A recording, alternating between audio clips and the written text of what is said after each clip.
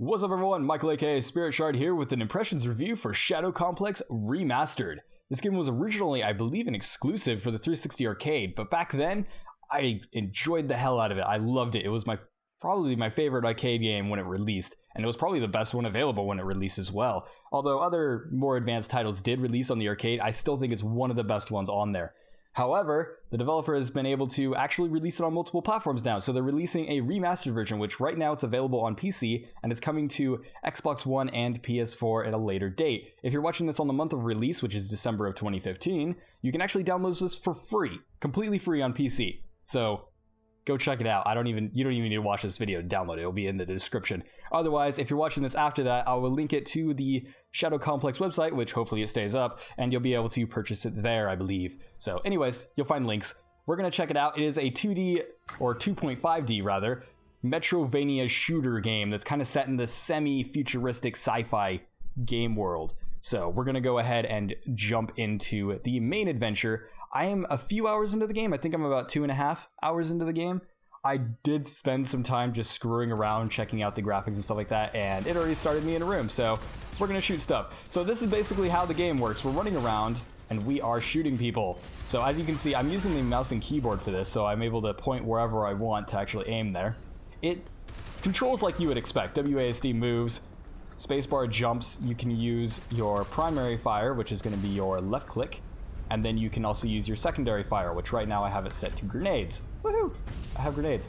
Now, this is a metrovania game, so we're not only going to be running around shooting at people, but it also has like different gates and different abilities you can get. So right now, I have like a jetpack thing. I have climbing hooks, which allows me to grab onto ledges, so I can grab onto ledges like that. So if I grab onto this ledge, there we go. Yep. See, when I'm trying to do it, it just doesn't work, but there you go. So anyways, yeah, so you can climb on ledges with that. I also have a new gun, so you do get guns as you progress through the game. I have grenades, which I already showed, and then I also have this foam, which the foam is actually really cool. You can actually stand on the foam. So it's like, yeah, you can use this platforms and stuff like that. Now, there's a lot of puzzles in the game, and there's also a lot of different areas that you can only unlock after you get to a certain round. There's also melee attacks, so if I go on here, and I jump on that guy. Now, one of the features of the new like remastered edition is actually those melee attacks. So as you saw, when I was running up to that guy, I was able to jump down onto him and so on and so forth. Now in the original, it would just snap in front of him and do a like basic animation where it would just punch him in the face, and there was about 3 animations and that's all it had. Now there seems to be at least 20 different animations depending on how you're actually doing it. So like the first guy, I just walked up behind him and that did the generic punch animation because I was just standing behind him, so nothing special. And then the second guy, I actually was running at him, so I ended up, jumping into him and kicking him. And then the other one I did a drop kick because I was running over that box. So now they have actually a lot of cool little interesting different moves that you can do. Now this is actually a boss battle. I remember this guy here and I was like, I could record this guy. So this guy, the bosses actually have different mechanics as well. So for this guy, I have to shoot grenades under him while dodging all of his attacks. And I actually have these pillars that can protect me from his bullets if I wish, but they are destructible. This game does have a destructible environment, such as those boxes or these pillars and some other things. Not everything's destructible, but a decent amount for its time. Now, one thing I do want to note here is that you can actually attack things in the background. So as you see, I'm actually shooting at him and shooting grenades into the background to kill him. However, the bad part of this is that sometimes when you shoot, it doesn't actually go where you want it to. So as you see, I'm shooting to the right, even though I want to actually shoot to the backside. Now, you can get used to it. There is a certain mechanic to it. It's like, oh, if I stand here, then it's going to do this. So it's a little bit finicky, but once you get used to it, it's not really that noticeable. Now, I believe there is another mode we can go into. So if I go to the pause mode and go into controls and game, I believe there is a auto aiming. Let's go ahead and turn that off and see what that does. I actually just remembered that was there, so let's see. So, nope, that's not going to fix it. Okay, so I don't even know what that setting does. But yeah, so basically that's going to be my first complaint of the game, and we defeated him. Woo! Yay! Most of the early bosses in this game are actually pretty easy. I did almost die though. I only have 88 health, which is not a lot. You get shot a lot in this game. So now that he's dead, I can actually move into the next room. Whoop, whoop. So once again, these guys are in the background. As long as you're aiming at them, it will actually shoot back at them, but some things are a little bit finicky. Now I'm going to unlock more of the map. Sorry, this is a little bit spoiler, so let me exit that quickly. Sorry. I have unlocked quite a bit of the map. Now, for when you're walking around, your health doesn't actually just regenerate, as in a lot of newer games end up having that regeneration. However, this game decided to have it all as pickups, which I actually rather like. Oh, I can actually shoot that thing and it'll drop down and then explode on that guy and actually damage him. Boom. So yeah, there's also environmental stuff, there's explosive barrels, there's a lot of different things you can do. So you can actually trigger things. When you get the grappling hook, this is a little bit of a spoiler there, but you can actually get a grappling hook and then you can pull enemies towards you and pull different enemies towards other enemies and actually end up making them damage each other. So right there I just found a pickup. That's actually one of the main mechanics of this game, is that there's going to be pickups everywhere. So pretty much in every room, as you can see in the top right, it has this little mini map, and some rooms will have pickups and it'll... Oh, I died. I got shot. Oops, did I hit end game? I think I just clicked end game on accident. Nope, I hit continue. Okay, so it's going to continue you at your last checkpoint. Anyway, so basically, back to what I was saying, you're going to find pickups everywhere, and basically that's kind of like the main mechanic of this game. That's how you actually get to new areas, because for those who don't know what a metrovania game is, basically it's a game where progress isn't blocked necessarily by level or story progress, but rather it's blocked off by different environmental things that you can't get through without a certain ability. So here's a checkpoint room, so if I walk in here, it's going to save. These are going to be little checkpoint rooms. It'll show it on the map as a star. And on the map, it'll actually show a question mark for whatever room you've been into that has something that you can collect. So it actually makes it a lot easier to go around and find stuff. So you're not going to get constantly lost. Like, I know games like Castlevania, you'd end up walking around forever and end up getting completely lost. Now you can also use the flashlight, which is F on the keyboard. I'm using the keyboard. The gamepad controls work just like they did on the 360, so they are perfectly fine. They're kind of expected. Like, the controls are just like you'd expect. But this one can actually be destroyed by a rocket. So you actually point the flashlight, it'll be a different color, and that's going to be a different environmental hazard. So if you're stuck on a room, you can actually just use your flashlight and look around and be like, oh, I can shoot that thing. Yeah, now I can go down here. Let's down here. Use my flashlight. Oh, I've already collected the pickup here, so there's nothing there. But anyways, yeah. So that's kind of how that works.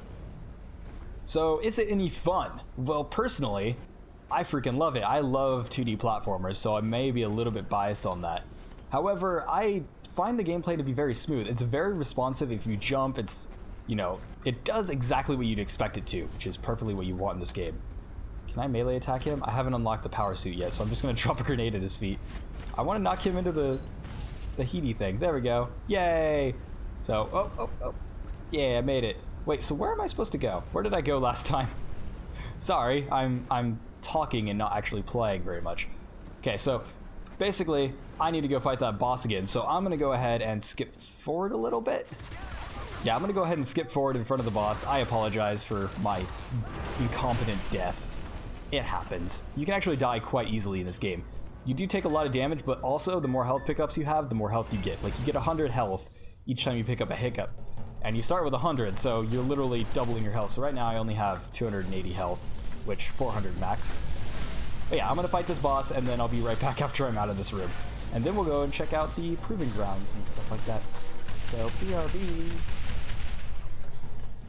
Okay, I'm back. I finally beat the boss again, and there's a checkpoint room over there. I should probably go inside of that. Whoop. Went too far down. So yeah, make sure I don't have to fight that boss again. That was embarrassing. Anyways, another mechanic I want to talk about is actually the experience and challenges system. So if you look in the bottom right, you'll actually see that I have an experience bar. And that actually increases when you discover a new room, when you complete an objective, when you do a fancy whatever you want to call it, pretty much anything in the game, you'll actually end up getting experience. And there's also challenges that you can complete to gain more experience. Blow that guy up. Haha, that was fancy. And wait for that guy to stop shooting. So another thing I've realized about that boss is you could actually feed him another way. I actually shot his rockets when he was shooting them out at me, and it blew him up. So yeah, so there's actually more than one way to defeat every boss. Oh, that was actually a shortcut. Sweet. So yeah, the experience will actually level you up, and when you level up, you get different abilities, such as you get a little bit more movement, you get perception, which increases your sight range, so on and so forth. And I just leveled up, so I got precision increase. So that means my accuracy is going to be increased, which is always a nice thing. So less spread is good. Also, right there, as you see, one of the challenges, next target. So I've gotten 140 kills on this save so far. Now let's see. Oh, so I need to run through those because those are blue, but I don't have that ability yet. So we're going to go ahead and seek down here. Also, there's another collectible, which is a gold bars. Once again, there's lots of collectibles in this game, and it'll actually take quite a bit to get 100%.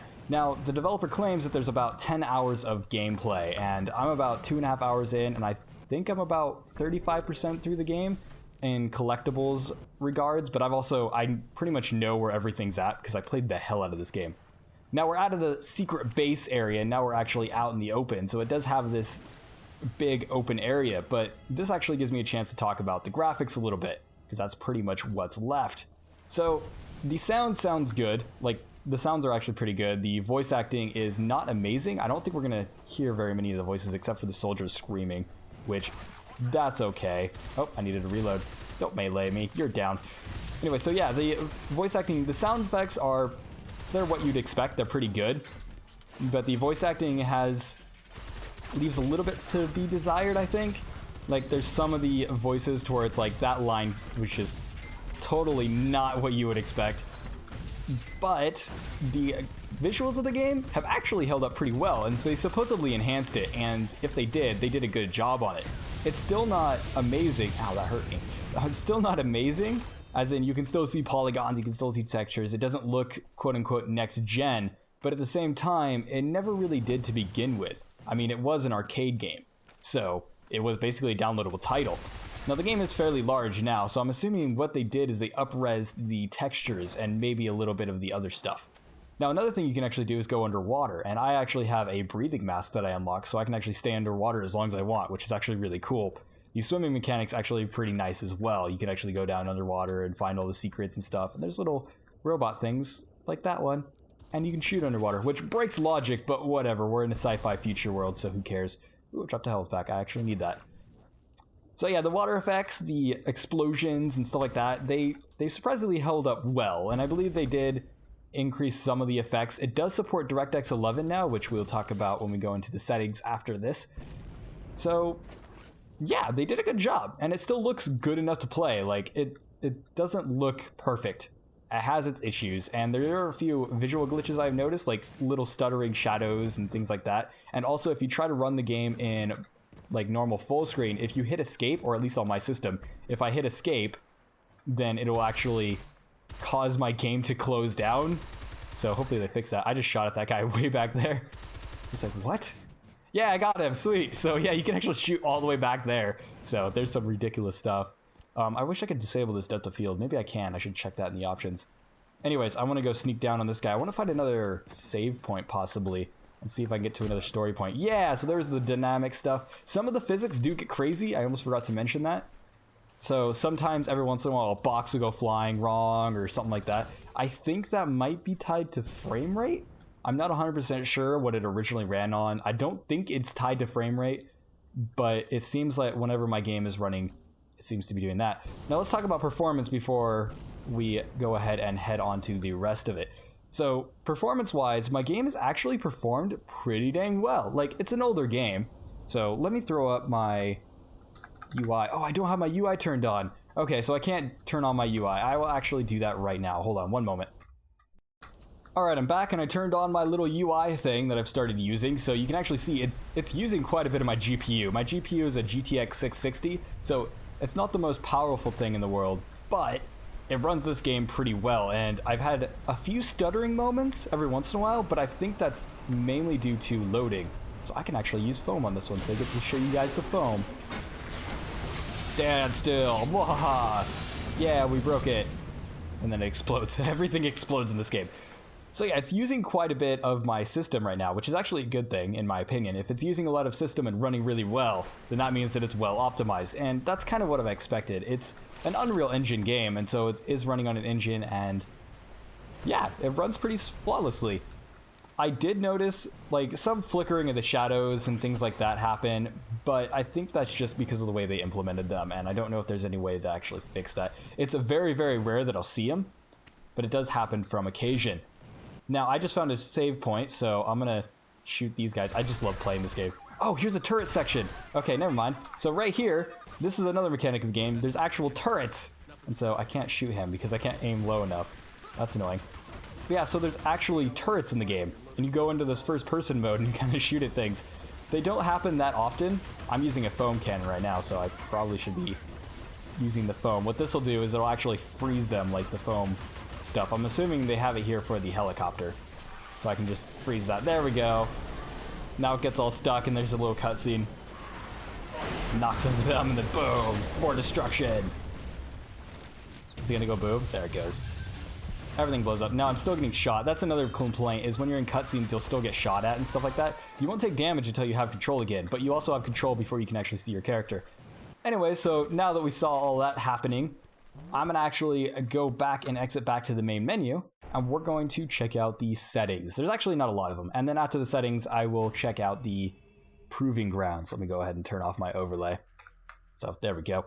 All right, so gonna go into settings and video. So here's the video options. I don't know what it'll have on the PS4 and PS or Xbox One versions. I do know that it's become a thing to actually have settings on those systems, but I'm playing on PC, so I don't actually know if you'll have any of these options. But if you are playing on PC, then this is what you get. You get maximum window, and it does have windowed borderless.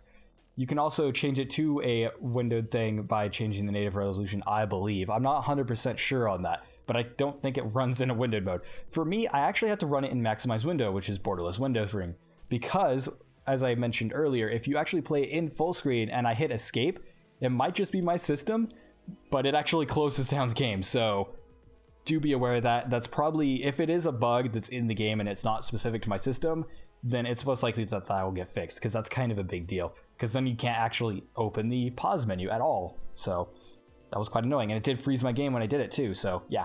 Anyways, then there's texture quality. It goes all the way from minimum, low, medium, and high.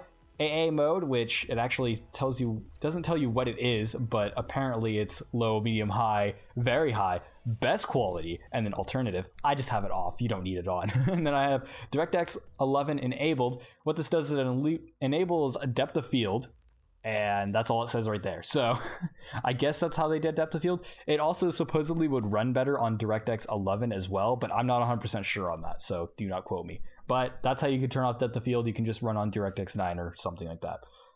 Then display settings. This is actually going to change your color, so you can see in the background it's changing the color slightly. It's not going to show up on the recording very well because of YouTube compression, but yep, I just left it on default, so it looks like it did. It looks fine. And then laser light is actually going to just turn on and off the laser when you have your flashlight on, which I just leave it on because it looks nice. Anyway, it's going to go ahead and cancel that. No! Anyway, let's go back to audio. Audio actually has 3 sliders. Thank you. So you have music volume, FX volume, and dialogue volume, and then subtitles. I noticed this game is actually fairly loud in the dialogue, so I would actually suggest turning it down quite a bit. I did turn it up a little bit just for this video, but we actually didn't get to any dialogue, so oh well. And then you have the FX volume, which is going to be all your gunshots, and the music volume. So yeah, they do start all the way pretty much at max, and I turned them all the way down because it was fairly loud on my system, but that's going to vary depending on who you are and what system you have. And then you have game settings. This is going to be stuff that you'll see on pretty much anything. So you have vibration. If you use a controller, it does have vibration support. Then you have invert turrets, which is going to invert your first person controls when you're on a turret. Aim toggle is actually a mode. So when you click, I think it's Q, you actually aim your gun and you stand still or move, whatever. So basically it's a way to automatically aim your gun if you want to like have it as the controller mode, because when you're using the controller and you move the right stick, you actually aim in that direction, but if you're not using the right stick, you just walk. So that's basically a way to toggle that for the keyboard. I don't use it because if you shoot in a direction, it automatically shoots in that direction anyway, so it doesn't really matter. Mouse auto aim automatically activates when moving the mouse above a certain set threshold. I have absolutely no clue what this does. Absolutely none. Flashlight aiming, which makes it so that you're in aiming mode when you have the flashlight on. That is super useful so that you're always aiming when you're in the flashlight mode. That's the mode I was talking about a little bit earlier. Auto aiming, we actually just tested this. I have absolutely no clue what it does. And then the sprint toggle, I assume this is like aim assist. That's what I assume. And then sprint toggle is just going to sprint your toggle, which I think is shift on the keyboard. So I'm always holding down shift. I think it's shift. It better be shift or else I'm not sprinting all the time, which is sad. Then you have your controls set up, so you can actually rebind all the controls. I don't know if you can double bind. So let me see if you can double bind. No, you cannot double bind, so it'll just replay. So you can't double bind, but you can actually rebind all both gamepad and keyboard controls, which is quite nice, except for the left stick. and the right stick. You can't actually change what those are on your gamepad. So if those don't work on your gamepad, you might have some problems. It should, though. This supports DirectX or whatever the hell, so it should work. And also, you'll notice, if I go back into controls, you'll notice there's a few PC-specific ones that you could or could not use. So, like, they crouch and down, you could actually bind that. And then you also have the quick select, so you don't actually have to use the scroll bar to go through all your weapons and stuff like that. Then it also has links to the achievements and the forums and leaderboards. Forums will open in your browser. Achievements, you can actually look at these. These are the same achievements that they had in the 360 version, to where it was like, here's the game achievements or whatever. So you can actually look at those. So they actually kept those in the game, which is quite nice. The game isn't available on Steam, but it might be someday, and it would be nice to see those on there. And then you have leaderboards, which is actually like your best campaign score and stuff like that. Automatically, it's going to go through your friends. I don't know how they find your friends. I guess it depends on your Unreal thing, because I am running it through the Unreal game launcher, so I don't have any friends on my list, or anyone who's played it, really. So that's whatever. But it also has, if you change the filter, you can actually see your score in the overall leaderboards. I'm 725th. Yeah, thumbs up for me. So yeah, that's how that works. And you got a bunch of different leaderboards. Now that we've seen that, oops, didn't mean to go that far. Now that we've seen that, oh yeah, there's a help thing too, so you can actually see how to play and stuff like that, and it'll actually walk you through everything. And then there's the original credits and the remastered credits, so props to them for including the original ones as well. Anyway, so since we looked at that, we're going to go ahead and go to the Proving Grounds. I'm going to talk about this and then pretty much get my conclusion on it. So yeah, so basically tutorials / challenge packs, these things are basically small little missions. Let's go ahead and do one I haven't done yet. Let's do Heat Wave. So basically these are small little challenges to where you're in these rooms that are like untextures and all that. And so this one's like phone the platforms and cross the gap. So they're just little kind of like practice challenges. So it's like, oh, I got that one. And then boom, got it. All right. And then where's this one? And then as you can see, there's actually, oh god, I missed it. This might turn out bad. No. And then I'm gonna die. Yeah, anyway, so they're like small little challenges, and what you're trying to do, oops. I didn't want to go into the leaderboards. R is retry, there we go. So yeah, they're small little challenges that you just go through, and most of them are basic. It includes all the tutorials for all of the mechanics of the game. So if there's like a mechanic that you want to practice with, you can actually practice with them there. I think that's kind of the idea of this, is to kind of like supply an area to where you could actually just practice. And it's also nice for the challenges as well. So I'm almost dying because I keep hitting them too early or too high up. Oh, and I missed that one. Uh-oh. Please come back, please come back, please come back. Please. Oh god, no. Yeah, I'm obviously not very good at it. But yeah, so then you see the door, you just go through the door, it gives you your best time, and there are leaderboards for each one of them, although if I hit leaderboards it says no friends are ranked yet, so I can filter that. My score, I'm not ranked yet, so whatever. So yeah, that's Shadow Complex Remastered. So what are my overall opinions on it? I think it's still a pretty great game. So the main thing that might unattract some people, right now it's free for PC users in the month of December, and so if you're watching this on release, do make sure to go and pick it up now, because it is definitely worth it for a free game. And even if you don't play it, you have it in the future and be like, one day you're like, oh yeah, I could go and play this. So yeah, I recommend just picking it up if you can. However, if you are watching this after the whole free offer is over, then your main value proposition is actually going to be whether you like this type of game and whether or not you're okay with a shorter experience, because it is about a 10-hour experience, and that's according to the developers. So if you're more quick at, the game, and you actually understand where you're going and all that, and you've played it before or something along those lines, then you're probably going to have a few issues with it, because I already knew where it was, and so I'm speeding through this game very, very quickly. Now, if you have a play to the original, is it worth purchasing? Because that's probably going to be a big deal for a lot of people as well. If you didn't play the original version, I'm definitely recommending it. But if you already played the original version, I'm not seeing much of a reason to actually go back to it unless you want it on PC. So if you're like, hey, I love this game, but I don't have a 360 anymore, or I just don't want to plug in the system, so on and so forth, or maybe you want to play with a mouse and keyboard, then this is totally a good idea, especially if you can pick it up for free. I don't know what the cost is actually going to be for the remastered version when it releases, because it's not out yet. However, I enjoy the game. I think it's worth at least $15. So if it's around that price point, I would totally recommend it. It has outdated a little bit in some of its mechanics, but I actually find them charming in a way. Like, I like old school platformers, I like metrovania games, and if you like metrovania games, then you'll definitely like this one. But there are a few problems as well, such as the aiming stuff might get frustrating, the game's not very long, and really, I guess that's kind of it. Like, the story's kind of bland as well. I did not talk about the story. So the story is, you and your girlfriend are going, and she's like, hey, let's go explore this cave, and then just all this happening stuff. And your character, just for plot, ooh, I could stand on that TV up there. For plot convenience, your dad trained you in the military, and that has significance later, but I'm not going to talk about most of that because obviously spoilers, and I should probably stop moving forward because I'm probably giving away too much of what's happening. So yeah, my conclusion is pick it up. Like, it's actually a pretty dang good game. So yeah, thanks for watching. This has been Michael, aka Spirit Shard, with my impressions review for Shadow Complex Remastered. They did a pretty good job and it runs really well, like constant 60. Oh, I did not mention if it had a frame cap. I don't know if it has a frame cap. It runs at 60. That's it. V5 armor. So yeah, I just got new armor. Capacity. Oh yeah, new power armor. So yeah, if you like the sci-fi setting and all of that stuff, you'll totally love this game. Computer, what 5 key elements are missing? V5 armor at 50% capacity. 5 key components not detected. I get that. What are the 5 key elements?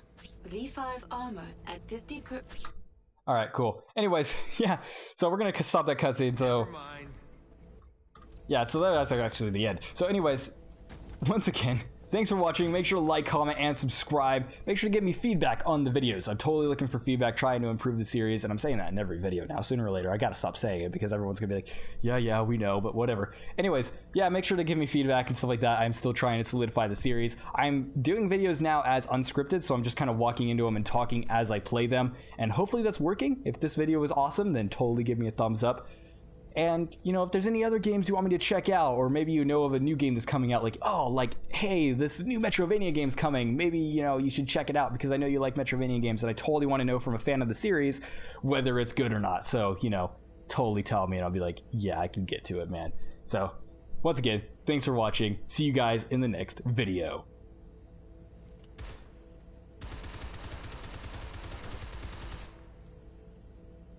America.